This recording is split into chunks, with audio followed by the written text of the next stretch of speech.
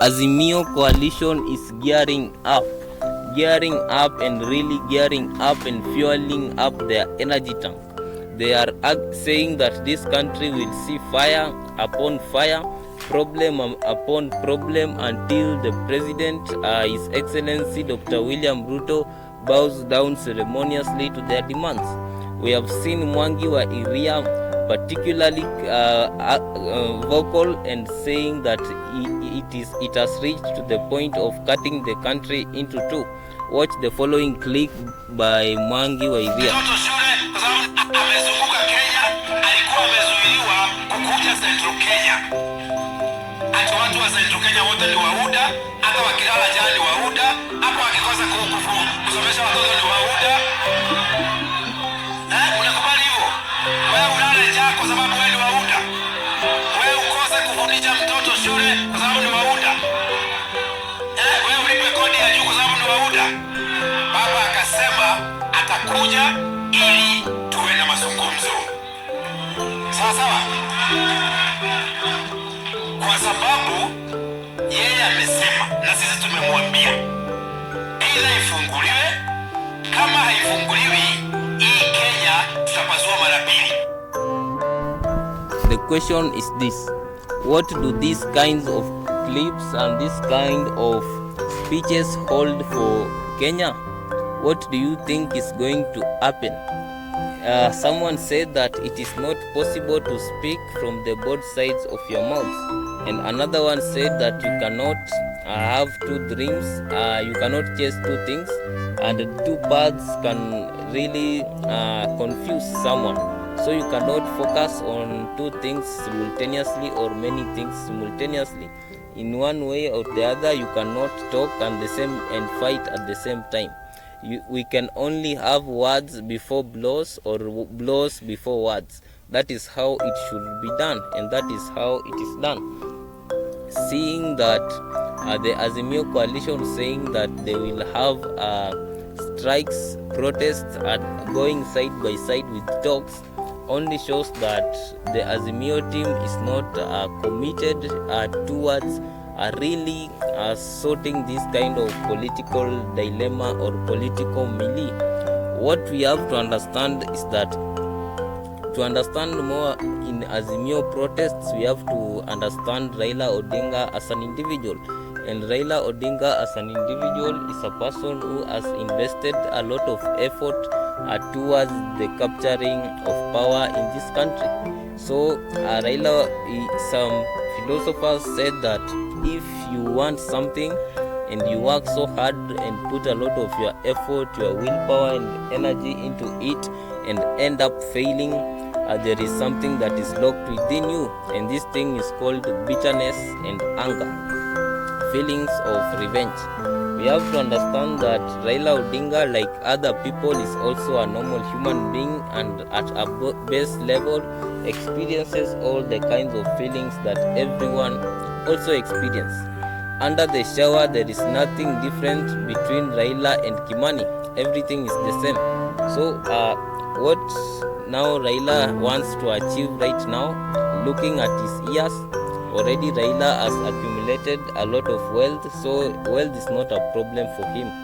The problem here is that one of revenge, that one of sharing the bitterness in his heart, and also causing the person that caused him bitterness to suffer a lot, especially in the presidency. So Raila right now believes that he won the presidential elections, which only puts him in a state of mind that criminalizes William Ruto.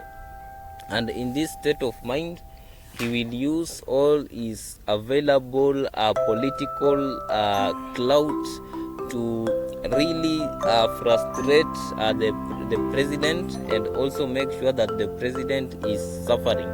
The problem with suffering is that when you are suffering inside it, there is only one way. And sometimes people make others within their surroundings to suffer because they are suffering inside. We need to realize that behind this public face that Raila puts on is a person who has lost nearly 5 presidential elections.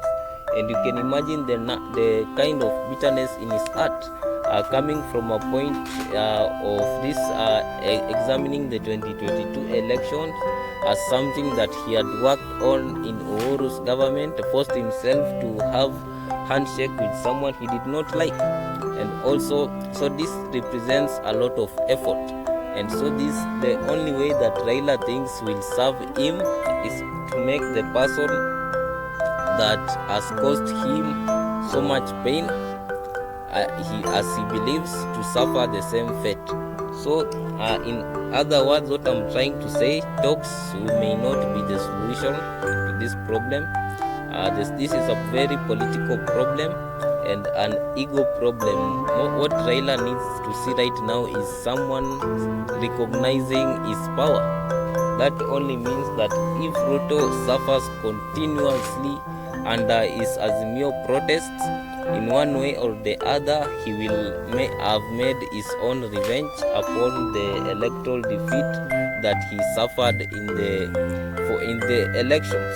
We also need to observe Raila closely, and we realize that Raila is a personality that is cool at the face, but also on a deeper level, he makes sure he stores something for the enemies. I can give you one example. For example, look at Miguna's case. Miguna wrote a very controversial book that really put Raila in a very awkward political position. What did Miguna get? Miguna got more than 5 years, I think around 8 years from his in Canada, locked away from his homeland. So the same way, what is happening right now is political revenge, and the solution may not even be by partisan talks. The solution, I think, is much more deeper. It's about acceptance and moving on from the fact that 2022 went the way it is, and we have the leaders that we have today.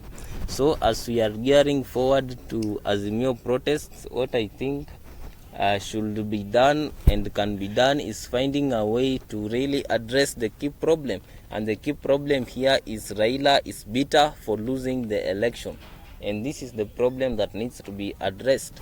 So this is the bigger problem. It's not even about saying unga is expensive. Unga has always been expensive. It's not even a matter of saying poverty has always been. The fact that poverty and crime exist, this will always exist. It will always exist and cannot be used. It is only being used as something to cover the real motives of what is going on. So a wise man will always look at the root of the problem and find a solution, because if Raila is silenced today, and like he is given maybe something small, something like that will placate his ego, I believe no other everything will now be back to normal, because Raila is the key pillar of this opposition. So we have to go beyond the talks and really understand what is really happening in this country and why people are behaving the way we see them behave. Thank you for watching this video.